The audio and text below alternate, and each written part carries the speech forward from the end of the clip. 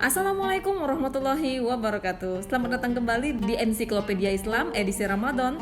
Di bulan penuh berkah ini kami hadir 2 kali sehari ya, saat sahur dan berbuka puasa. Video singkat, ringan, semoga jadi penguat iman. Karena di sini kita belajar pelan-pelan biar pahamnya bertahan lama.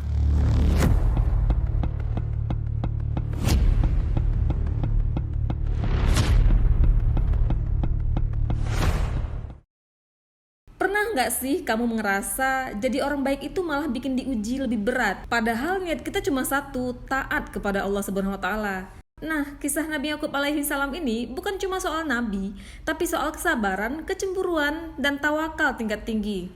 Nabi Yakub alaihi salam adalah putra Nabi Ishak alaihi salam, cucu dari Nabi Ibrahim alaihi salam. Beliau juga ayah dari Nabi Yusuf alaihi salam. Artinya apa? Ya, artinya Nabi Yakub ini berada di titik tengah rantai kenabian besar, meneruskan dakwah dari ayah dan kakeknya, lalu mewariskannya ke generasi berikutnya.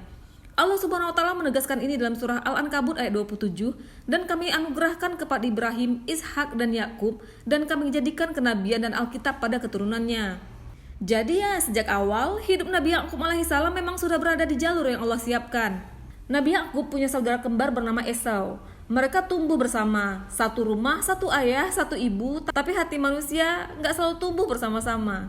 Esau mulai menyimpan iri dan dengki karena ngerasa orang tuanya lebih menyayangi Nabi Yakub. Padahal perhatian itu bukan karena pilih kasih, tapi karena Allah sudah menetapkan kemuliaan dan amanah besar pada diri Nabi Yakub dan keturunannya. Dan kita tahu kedengkian selalu jadi pintu masalah kan? Rasulullah Shallallahu Alaihi Wasallam bersabda, hindarilah hasad karena hasad itu memakan kebaikan sebagaimana api memakan kayu bakar. Hadis riwayat Abu Daud.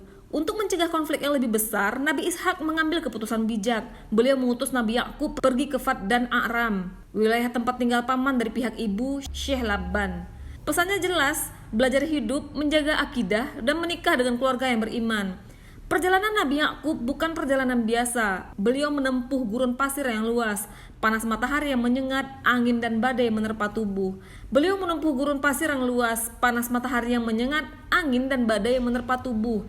Tapi ada satu hal yang selalu menemani, zikir dan doa.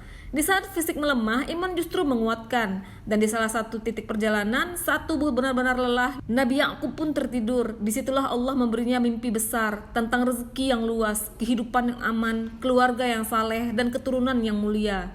Allah Subhanahu wa Ta'ala berfirman dalam surah Yusuf ayat 6, dan demikianlah Tuhanmu memilih kamu, dan Dia ajarkan kepadamu takbir mimpi-mimpi, dan Dia sempurnakan nikmatnya kepadamu sebagaimana kepada Ibrahim dan Ishak. Di momen itulah Allah Subhanahu wa Ta'ala mengangkat Nabi Yakub menjadi seorang nabi.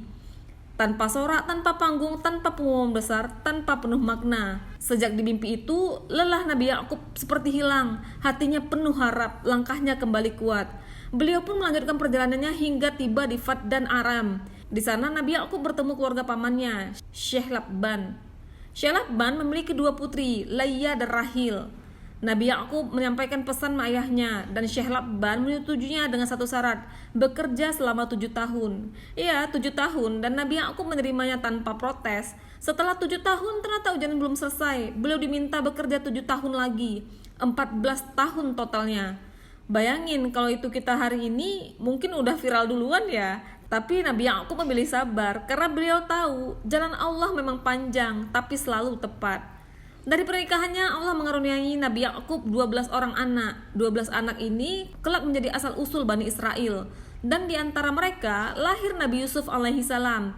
Nabi Yakub mendidik anak-anaknya dengan iman, kasih sayang dan hikmah. Dalam surah Yusuf ayat 67 Allah mengabdikan nasihat beliau, wahai anak-anakku, janganlah kalian masuk dari satu pintu, tetapi masuklah dari pintu-pintu yang berbeda. Aku bertawakal hanya kepada Allah Subhanahu wa Ta'ala. Ini bukan cuma nasihat strategi, ini pelajaran tawakal yang cerdas. Ikhtiar jalan, hati berserah. Allah Subhanahu wa Ta'ala menyebut Nabi Yakub sebagai orang yang saleh dan pemimpin umat. Dalam surah Al-Anbiya ayat 72-73, kami jadikan mereka pemimpin-pemimpin yang memberi petunjuk dengan perintah kami. Pemimpin yang memimpin dengan iman, dengan ibadah, dengan keteladanan. Nabi Yakub wafat di usia 147 tahun, dimakamkan di Gua Makpelah, Hebron, bersama para nabi dan keluarga saleh. Di tempat itu kemudian berdiri Masjid Ibrahimi, saksi bisu perjuangan para nabi. Dari kisah Nabi Yakub kita belajar satu hal penting, hidup boleh diuji tapi iman jangan goyah. Dengki menghancurkan, sabar menyelamatkan, dan tawakal bukan pasrah tapi percaya penuh pada Allah setelah ikhtiar maksimal. Kalau Allah sudah memilih, tidak ada ujian yang sia-sia. Kalau kisah ini membuat hati kamu merasa lebih tenang dalam menghadapi masalah kamu, maka ada baiknya juga kamu share video ini ke orang yang menurut kamu mereka lagi berjuang diam-diam. Karena di sini kita nggak cuma dengar cerita, tapi kita juga bisa mengambil maknanya. Demikian episode edisi Ramadan kali ini. Besok kami akan kembali dengan kisah-kisah Islami lainnya. Kami akan tayang di jam yang sama ya. Terima kasih sudah menonton video ini. Jangan lupa subscribe, like, komen, dan share video ini jika kamu merasa video ini bermanfaat. Wassalamualaikum warahmatullahi wabarakatuh.